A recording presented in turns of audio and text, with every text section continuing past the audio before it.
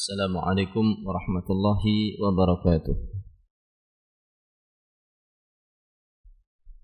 Innal hamdalillah nahmaduhu wa nasta'inuhu wa nastaghfiruh wa na'udzu billahi min shururi anfusina wa min sayyiati a'malina. May yahdihillahu fala mudilla lahu wa may yudlil fala hadiya lahu.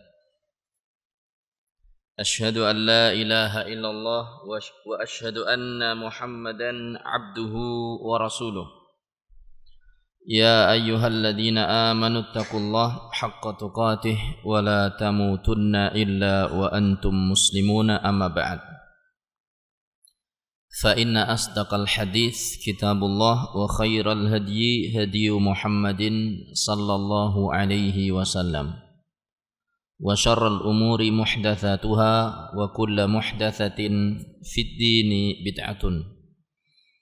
Bapak-bapak, ibu-ibu, saudara-saudari, adik-adik, anak-anak, para hadirin di Masjid Agung Darussalam Purbalingga, rahimani wa rahimakumullah.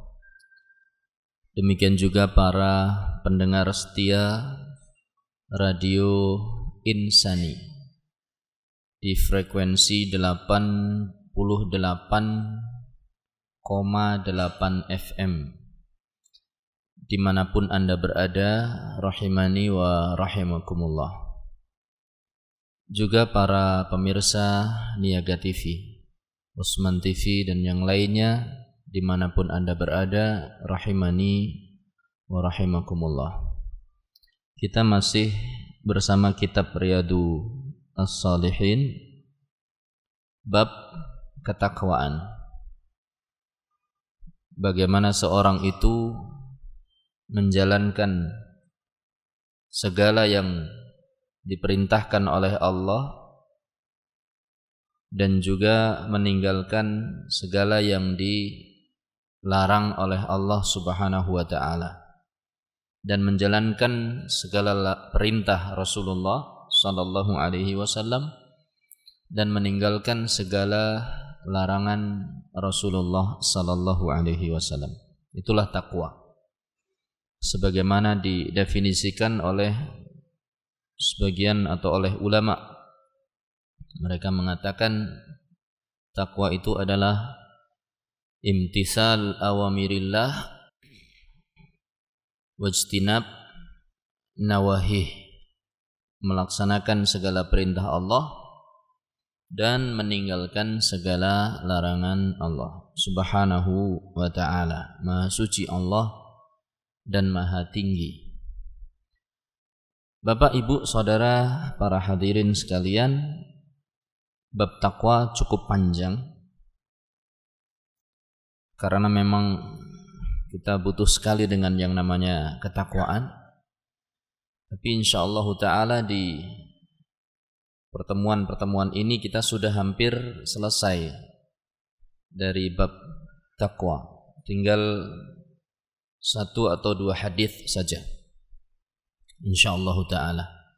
Nah, pada kesempatan malam hari ini kita akan membahas hadis yang keempat dari bab takwa, atau hadis ke-72 dari kitab Riyadhus Shalihin, di mana Al-Imam An-Nawawi rahimahullahu ta'ala mengatakan Ar-Rabi'u, yang keempat. Ini hadis keempat dalam bab takwa. An Abi Tarifin Adi bin Hatim At-Ta'i radhiyallahu ta'ala anhu, dari sahabat Adi bin Hatim At-Ta'i, mudah-mudahan Allah meridhai beliau. Qal, dia berkata, Sami'tu Rasulullah sallallahu alaihi wasallam yaqul, aku telah mendengar suatu saat Rasul sallallahu alaihi wasallam bersabda, Man halafa ala yaminin, barang siapa yang bersumpah dengan suatu sumpah, barang siapa yang bersumpah dengan satu perkara, thumma ra'a atqa lillahi minha, kemudian ra'a, dia ternyata melihat atqa lillah, sesuatu yang jauh lebih bertakwa kepada Allah, yang ketakwaannya lebih tinggi. Satu perkara yang ketakwaan kepada Allah itu lebih tinggi minha, dibandingkan sumpahnya. Falyati taqwa, maka hendaklah dia bertakwa. Jadi hendaklah dia mendatangi ketakwaan. Hendaklah dia memilih sesuatu yang lebih takwa. Ini hadis ini sahih, diriwayatkan oleh Imam Muslim rahimahullahu taala. Jadi dalam hadis ini Rasul sallallahu alaihi wasallam menerangkan, bersabda bahwa siapa saja yang bersumpah untuk melakukan sesuatu atau untuk meninggalkan sesuatu, tapi kemudian ternyata dia melihat ada pilihan lain yang lebih bertakwa, lebih mendekatkan dia kepada Allah, maka hendaklah dia memilih pilihan yang lebih mendekatkan diri kepada Allah. Satu contoh, misal seorang pemuda ingin mendekatkan diri kepada Allah dengan memperbanyak ibadah, sehingga dia bersumpah. Kira-kira sumpahnya apa? Misal, wallahi, demi Allah, misal ini ya, bukan saya, demi Allah kata dia, la atazawwaju, demi Allah saya enggak akan nikah. Tujuannya apa? Biar lebih sregep anggone ngibadah, ora kelingan bojone. Setelah berjalan dari sumpahnya beberapa waktu, ternyata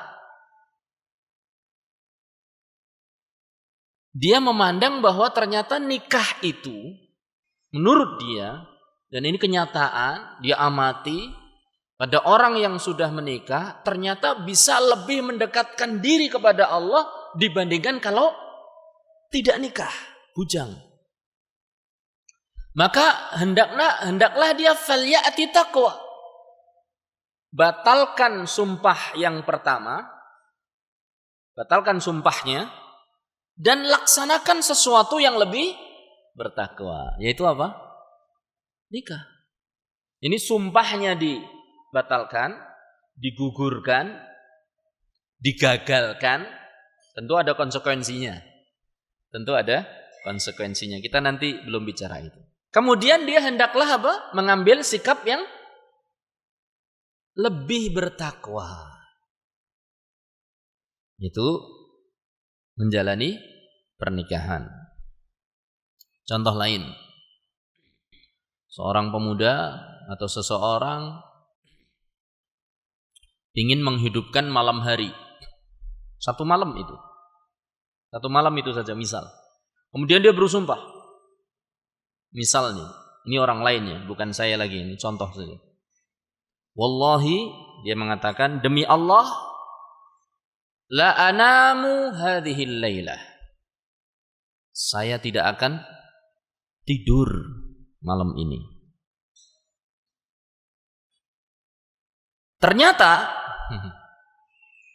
Ternyata ini dia pertimbangkan, dia hitung-hitung, biasanya saya itu tidur malam hari, kemudian di taklim juga saya apa? Sudah tidur, malamnya tidur, subuh masih ngantuk. Sholat subuh itu Harusnya salam ke kanan dan ke kiri, dia gerakannya ke depan ke belakang. Ya kan? Wah, saya tidur aja masih kayak gitu salat subuhnya. Apalagi kalau nggak tidur. Berarti mana yang lebih, kalau gini caranya saya nanti salat subuh bisa-bisa betul-betul tidur, bukan hanya ngantuk. Berarti, kalau begitu kelihatannya tidur itu lebih mendekati apa? Takwa. Kalau begitu sumpahnya saya batalkan. Bisa difahami ya? Akhirnya dia pun memilih tidur. Ada konsekuensinya? Ya ada, wong namanya membatalkan sumpah. Ini gambaran hadis ini. Punya program. Seorang punya program. Rumah tangga. Ya. Kita pengantin baru. Gimana kalau kita bersumpah tidak akan punya anak dulu? Kenapa? Biar kita fokus karier atau fokus ingin ibadah. Artinya mereka berdua bersumpah. Ini bisa mereka berdua, bukan saya lagi. Ya, mereka bersumpah demi Allah, kita tidak akan punya anak terlebih dahulu sampai 5 tahun. Misalnya, ternyata udah bersumpah, ternyata dalam waktu perjalanan, Allah, ini kok malah enggak punya anak. Itu berarti sebab-sebab untuk punya anak juga mereka tidak lakukan. Bisa difahami ini orang dewasa. Akhirnya kok malah sudah rumah tangga ming delok-delokan tok.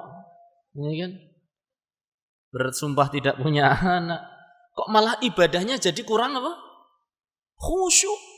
Lihat tetangganya juga sudah apa? Punya anak. Berulang kali juga misal. Akhirnya kelihatannya justru dengan punya anak dia malah bisa beribadah dengan cara lain, merawat anaknya, kemudian berkhidmah kepada suaminya, melayani keinginan suaminya juga demikian, fi butni ahadikum shadaqah, dan seterusnya. Jadi kita lihat kelihatannya ada yang lebih takwa deh. Apa itu? Segera punya keturunan. Ya sudah, berarti dibatalkan. Demikian. Ini satu contoh saja. Jadi seseorang dalam menjalani kehidupannya terkadang diberi pilihan antara pilihan A sama pilihan B. Maka kita sebagai seorang muslim harus memilih mana yang lebih bertakwa kepada Allah. Dihadapkan pada pilihan yang baik semuanya, tapi kita pilih mana yang paling baik. Seorang yang cerdas bukan hanya orang yang bisa membedakan mana baik, mana buruk. Tapi orang yang cerdas adalah orang yang bisa membedakan mana yang terbaik di antara perkara yang baik. Orang yang cerdas, orang faqih adalah orang yang bisa membedakan mana yang terbaik di antara perkara yang baik. Dan orang yang cerdas adalah orang yang bisa membedakan mana yang terburuk di antara perkara-perkara yang buruk. Supaya untuk ditinggalkan. Demikian, wallahu ta'ala alam. Maka kita semuanya ini, hadis ini Masya Allah. Hadis ini Masya Allah. Hadis ini itu mengajari kita untuk melandasi program hidup kita. Melandasi program perusahaan kita. Melandasi program pekerjaan kita dengan takwa. Perusahaan punya watch, planning, organizing, acting, and controlling. Watch itu bahasa managering di zaman yang sekarang ini. Ada planning,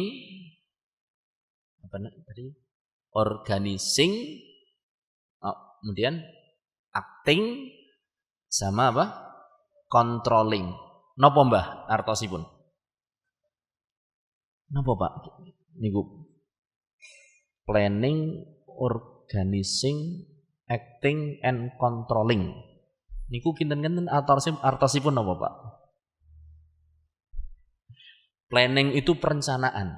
Jadi segala sesuatu katanya butuh perencanaan. Segala perencanaan harus diorganising, harus diatur. Kalau sudah ada aturan harus ada acting, harus dilaksanakan.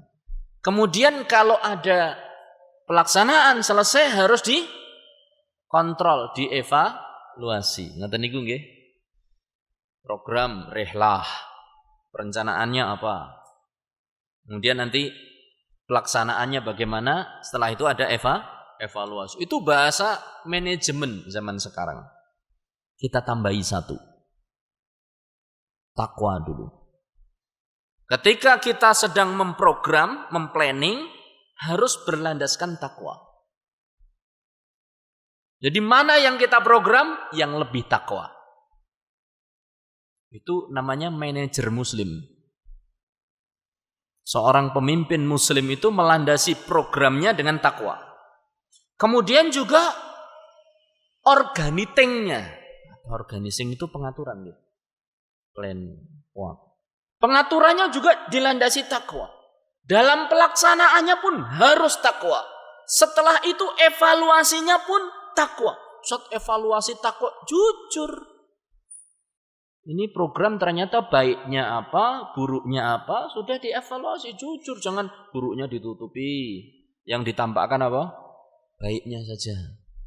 Jadi seorang manajer, pemimpin, seorang muslim, entah dia kedudukannya sebagai rakyat biasa, entah dia kedudukannya sebagai pemimpin, harus melandasi langkahnya dengan ini. Falyati taqwa. Datangi yang lebih takwa. Kerjakan yang lebih takwa. Ini makna dari hadis ini. Maka hadis ini saya katakan luar biasa. Dia landasan hidup seorang muslim. Apapun, apa saja, nopo kemawon. Perkara apapun yang akan dia kerjakan harus dilandasi dengan apa? Takwa. Ustaz, mau bicara juga demikian? Iya. Mau bicara, itu pun harus dilandasi dengan ketakwaan. Ini faedah dari hadis ini. Kemudian faedah yang lain. Hadis ini menerangkan bahwa di sana ada sumpah orang yang apabila bersumpah. Kalau sumpah man halafa, barang siapa yang bersumpah. Sumpah itu adalah perkataan seseorang untuk menguatkan sesuatu, entah dia mengerjakan sesuatu atau meninggalkan sesuatu dengan nama Allah. Dengan menyebut nama Allah atau menyebut sifat-sifat Allah.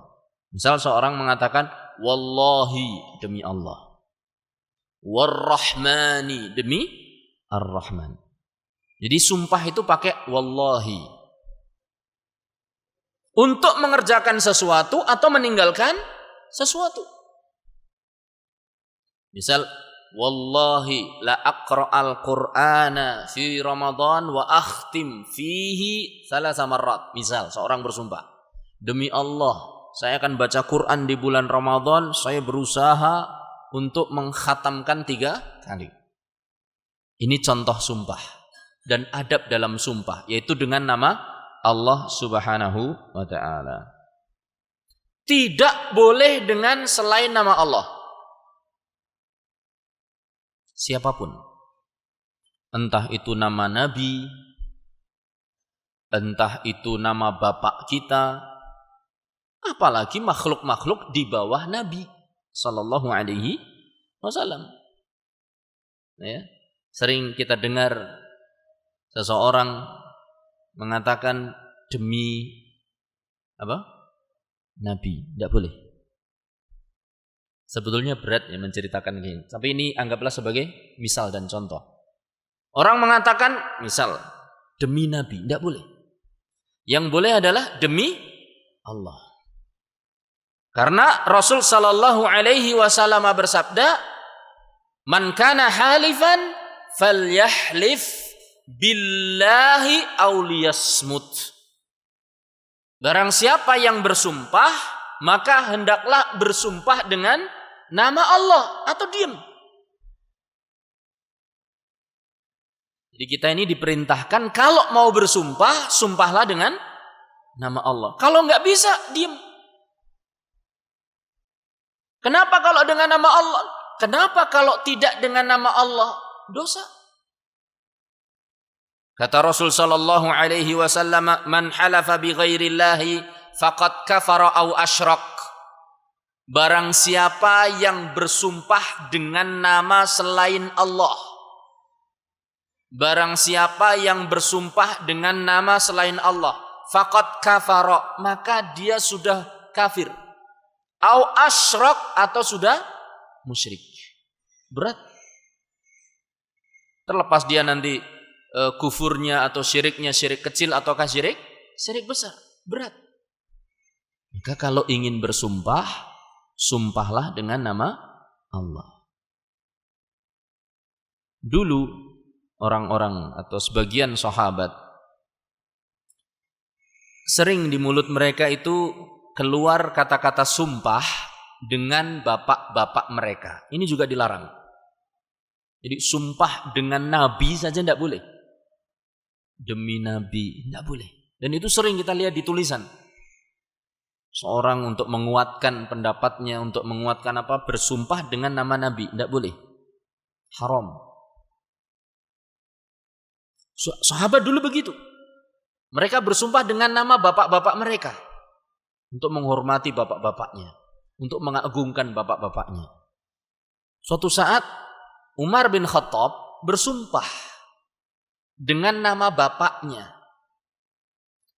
Dan sumpah ini didengar oleh Rasulullah sallallahu alaihi wasallam.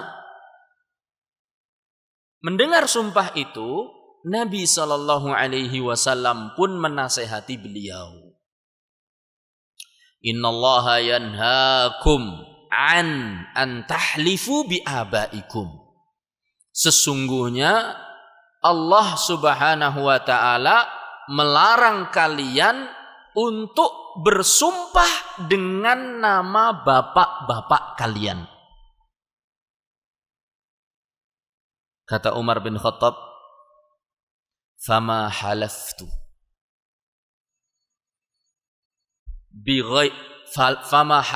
bi abai mundu sami'tu nabiyya sallallahu alaihi wasallam dzakiran wala athiran." Kata Umar bin Khattab radhiyallahu taala anhu, aku sejak mendengar Nabi sallallahu alaihi wasallam melarang untuk bersumpah dengan nama bapak-bapak, maka aku sama sekali tidak pernah lagi bersumpah dengan nama bapak-bapakku, baik itu ucapanku langsung ataupun menceritakan sumpahnya orang lain. Makanya tadi saya katakan berat sebetulnya nirukan apa? Sumpah orang. Umar bin Khattab ketika dengar larangan, dia langsung nggak mau lagi sumpah dengan nama bapak-bapaknya. Baik itu perkataan dia langsung, yakni sumpah langsung dengan nama bapak-bapak dia, atau menceritakan si fulan mengatakan demi, tidak pernah. Ini menggambarkan bagaimana sahabat itu cepat sekali nek dikandani. Kandani pisan langsung manut. Ini sifat sahabat. Sekali dinasehati langsung apa? Selep. Mandek. Ya sama ketika turun ayat yang melarang khamr, melarang minuman apa? Khamr. Maka para sahabat langsung sakdek saknyet. Napa niku sadek saknyet. Saat itu juga yang di mulut langsung wah. Kemudian yang di rumah-rumah disimpan itu tuangkan ke jalan-jalan. Masya Allah. Yang di mulut dimuntahkan, yang di belanga-belanga di rumah-rumah ditumpahkan ke jalan-jalan. Sehingga jalan-jalan kota Madinah saat itu penuh dengan khamr. Ini sahabat. Nah kita mengkondisi. Ya bukan kita lah. Sebagian mudah-mudahan kita tidak layak. Datang seorang pakai nun sewu, cincin emas. Cincin emas itu tidak boleh untuk laki-laki. Laki-laki tidak boleh pakai emas, perhiasan. Emas untuk wanita. Nek mamas buat laki-laki. Oke. Emas itu hanya untuk wanita. Nek mamas lah baru untuk laki-laki. Jadi laki-laki nggak boleh pakai cincin emas, pakai gelang emas, pakai kalung emas, pakai anting emas. Anting-anting aja nggak boleh, apalagi anting emas. Jam tangan emas, ya nggak boleh. Datang seorang sahabat pakai cincin emas, kelihatan oleh Rasulullah Sallallahu Alaihi Wasallam. Maka dipegangnya tangan sahabat itu tadi, ditariknya cincinnya, kemudian dilempar oleh Rasulullah Sallallahu Alaihi Wasallam. Ya'madu ahadukum ila jamratin minan nar. Ada-adanya seorang dari kalian yang sengaja mengambil bara dari api neraka. Fayadauha fi yadihi, kemudian diletakkan di tangan dia. Jadi orang yang pakai cincin emas, kata Rasul sallallahu alaihi wasallam, kok bisanya ada seorang dari kalian yang mengambil bara dari neraka diletakkan di tangan kalian, dicabut oleh Rasul sallallahu alaihi wasallam, dilempar. Setelah itu Rasulullah sallallahu alaihi wasallam apa? Pergi. Nasihat beliau tegas. Jadi kadang beliau memang memakai sikap apa? Tegas. Setelah beliau pergi, sebagian sahabat mengatakan, ambil, bisa kau gunakan untuk yang lain. Apa kata sahabat ini? La, saya nggak akan mengambil lagi sesuatu yang sudah dibuang Nabi. Saya nggak akan lagi mengambil sesuatu yang sudah dibuang Nabi Sallallahu Alaihi Wasallam. Padahal ngambilnya boleh enggak? Boleh.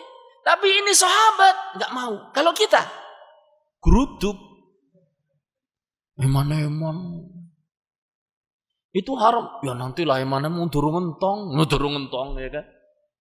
Ini tidak boleh, ini haram. Oh iya toh. Oh, ya tapi dintongaken dhisik ya, dintongaken dhisik. Subhanallah. Ini sahabat seperti itu. Ini sisi lain lah ya, sisi lain. Jadi Umar itu dilarang bersumpah dengan nama bapak-bapaknya.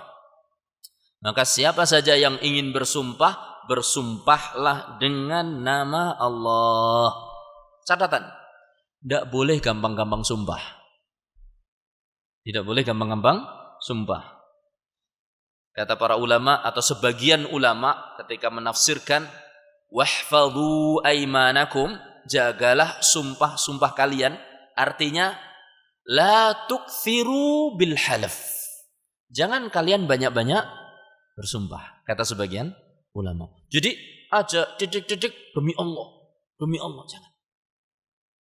Ya, jaga kehormatan Allah Subhanahu wa taala. Jangan kau gunakan untuk sedikit-sedikit untuk meyakinkan satu perkara. Perkara ini diyakinkan pakai sumpah, perkara itu jangan. Ini catatan. Kemudian catatan berikutnya, sumpah itu ada 3 macam. Anten pinten macam? 3. Faedah yang pertama tadi ya, ini hadis landasan kehidupan. Kemudian catatan kedua tentang sumpah. Bahwasanya sumpah itu harus dengan nama Allah, enggak boleh dengan yang lainnya. Catatan yang ketiga, Ini tidak boleh dengan yang lainnya, artinya dengan makhluknya, tidak boleh. Nabi dengan bapak, dengan wali, dengan kiai, dengan ustadz, tidak boleh. Demi nama fulan, tidak boleh.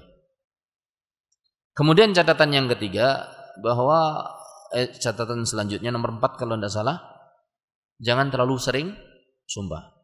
Kemudian yang selanjutnya, sumpah itu ada 3 macam.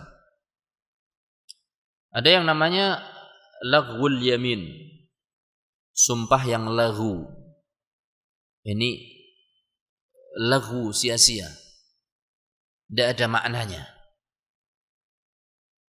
Laghul yamin, laghu, lam, ghain, wawu, laghwun. Kalau dibaca lanjutnya laghul yamin.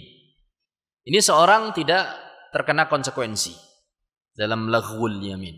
Ini sumpah yang hanya sekedar apa? Orang bilang itu latah. Dikit-dikit wallahi. Panjenengan makan dulu, enggak, terima kasih. Wallahi, ente harus makan. Wallahi katanya. Jadi ngajak orang makan itu apa? Wallahi, ente harus makan katanya. Dibalas sama wallahi anak enggak makan. Wallahi katanya. Cuma mempersilahkan masuk. Masuk. Makasih. Wallahi masuk ente. Wallahi katanya. Itu namanya latah sumpah. Atau kemudian seorang mengatakan, gimana? Kopinya? Enak. Wallahi enak jiddan katanya. Enak sekali wallahi katanya. Ya. Atau sebaliknya, gimana enak? Wallahi gak enak katanya. Ini namanya laghul yamin. Latah. Gimana kejadiannya? Wallahi ngeri banget katanya. Wallahi ngeri banget. Ini orang latah. Kita sarankan jangan terlalu sering-sering pakai seperti ini. Enggak ada konsekuensinya. Ya. Karena dia orang latah. Kelihatannya bagus pakai nama Allah. Tapi ini namanya laghwul yamin. Orang ini enggak kena konsekuensi, enggak dosa mudah-mudahan. Tapi kurang beradab dengan Allah Subhanahu wa taala. Namanya laghwu al-yamin. Sumpah jenis kedua adalah al-yamin al-munaqidah. Sumpah yang berlaku hukumnya. Apa itu al-yamin al-munaqidah? Yaitu sumpah yang menggunakan nama Allah untuk melakukan satu perkara atau meninggalkan satu perkara. Seperti yang tadi saya contohkan di awal. Ya. Nah, orang yang sudah melakukan sumpah ini dia harus kerjakan. Bersumpah untuk tidak nikah, ya harus tidak nikah. Tapi ingat, setelah dia ternyata melihat bahwasanya apa? Menikah itu jauh lebih takwa, dia tinggalkan itu sumpahnya. Dia bersumpah untuk tidak makan roti misalnya. Oh ternyata roti itu lebih bermanfaat bagi dia dari yang lain misalnya. Oh ternyata makan itu lebih baik daripada tidak makan roti. Atau ternyata berat sekali meninggalkan roti misal. Kalau orang Jawa ya sego. Ya. Saking kepinginnya apa? Kuru. Nanti bersumpah tidak makan nasi. Ternyata sakit-sakitan setelah nggak makan nasi, terutama sakit hati. Teman-temannya makan nasi, ya Allah, ya kan? Ternyata nggak makan nasi bisa membuat tensi tinggi, ya kan? Temannya tensi kepikiran, temannya makan nasi kepikiran, tensinya tinggi. Ini misal, ya kan? Akhirnya dia batalkan. Padahal tadinya sudah bersumpah, sumpah yang berlaku dengan nama Allah, bertekad untuk meninggalkan sesuatu atau mengerjakan sesuatu. Nah, sumpah yang semacam ini kalau dilanggar ada konsekuensinya. Konsekuensinya namanya kafarah, denda. Ya, denda. Dendanya apa?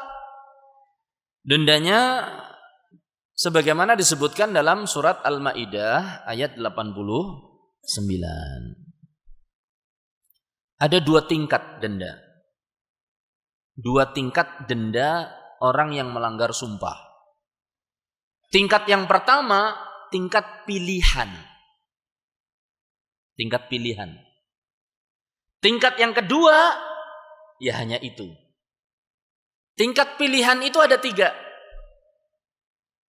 Tingkat yang kedua nanti 1. Kalau yang 3 ini tidak bisa, maka tingkat yang kedua. Apa tingkat yang pertama?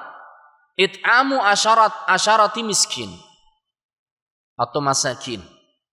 Memberi makan 10 orang miskin dari makanan yang biasa kita makan. Atau kiswatuhum, atau memberi pakaian mereka.